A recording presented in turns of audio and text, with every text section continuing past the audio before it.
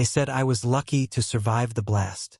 But nothing about waking up in a desert field hospital with a concussion, 3 broken ribs, and my best friend calling me his wife felt like luck.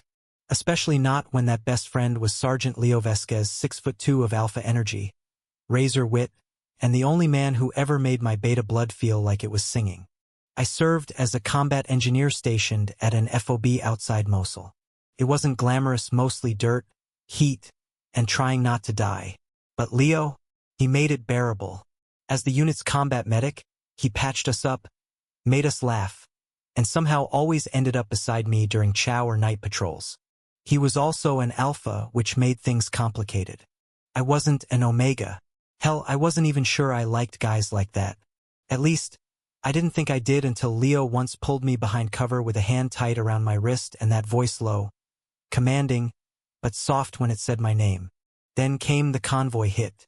Improvised explosive device. My team caught the brunt. I remember the screaming metal, the heat wave, the sudden slam into black. And when I woke up 3 days later, half conscious and hooked up to IVs, Leo was sitting beside my bed. Eyes bloodshot, uniform torn. And he whispered, "You're safe now, babe. I've got you. My wife is safe." My first instinct was to laugh. But my body hurt too much. So I blinked at him.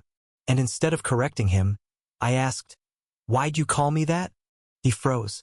Then he leaned closer and said, "Because it made the nurses let me stay past visiting hours." But the way he held my hand said otherwise. Back at base, things got weird. Leo didn't joke about it again, not directly. But his hand lingered longer on my shoulder. His voice changed when he talked to me, dropped a little softer. Protective. Intimate. The guys noticed. "You two married now?" Someone snorted in the mess tent. I rolled my eyes, shoved a spoonful of rice in my mouth, pretended not to hear the rush of heat in my cheeks. But Leo just grinned. "He's the prettier half," he said. We laughed. I should have said something, drawn a line. But I didn't. One night, after a long patrol, I found him outside, smoking under the stars. Moonlight traced the sharp line of his jaw. He offered me the cigarette, and I took it even though I didn't smoke. Our fingers brushed, and for a second the whole desert stilled. "I meant what I said in that tent," he said finally. "I didn't call you that just to stay close." I didn't reply, because I didn't know what to say, because deep down, my chest felt tight in a way that had nothing to do with the shrapnel.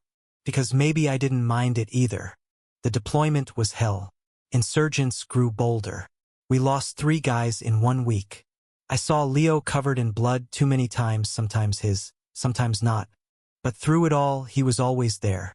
Once, when I woke from a nightmare, soaked in sweat and clawing at nothing, Leo was already beside me. He didn't ask, just pulled me close, arm around my back. His scent cedar, blood, dust grounding me. "Easy, baby. I've got you."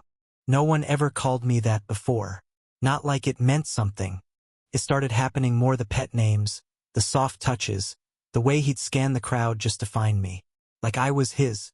And every time I let him. Even when I knew we weren't bonded. That I wasn't an omega. That this wasn't real. Except it felt real. The incident that changed everything happened on a routine sweep near a refugee checkpoint. There were reports of hidden ordnance. I spotted the wire just as our new recruit stepped on it. I shoved him back. And then the explosion. I woke up back at the same field hospital. This time worse. My left leg shattered. Lungs bruised. And my mind scattered like ash in the wind. But Leo, he was there. Unshaven, eyes sunken, whispering prayers in Spanish and English under his breath. When I opened my eyes, he burst into tears. Actual tears. Sergeant Leo Vasquez, hardened alpha with 3 tours under his belt, crying like a child. "You're okay," he choked. "You're okay, Carino. I thought I lost you. I can't lose you." I reached for his hand, weak but steady. "Still here," I rasped. He kissed my knuckles. Just once. Just enough. "You're mine," he said. "You always were." Back in the States, they gave me a medal and a medical discharge. I moved slower, but I lived. Leo got reassigned. But he came by every week.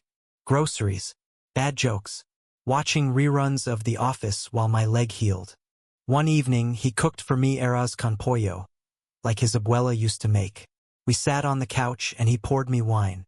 "You know I meant it," he said suddenly. "No more jokes, no more hiding. Calling you my wife. I'm not even," I started. "I don't care what you are," he cut in. "Omega, beta, I don't give a damn. I just know you're mine. And I've been yours since the day you patched up my busted lip outside Tikrit." I stared at him, because the words I'd been too scared to think out loud were now right there in front of me. "I was scared," I admitted. "Still am." "I am too," he said. "But I'd rather be scared together than alone."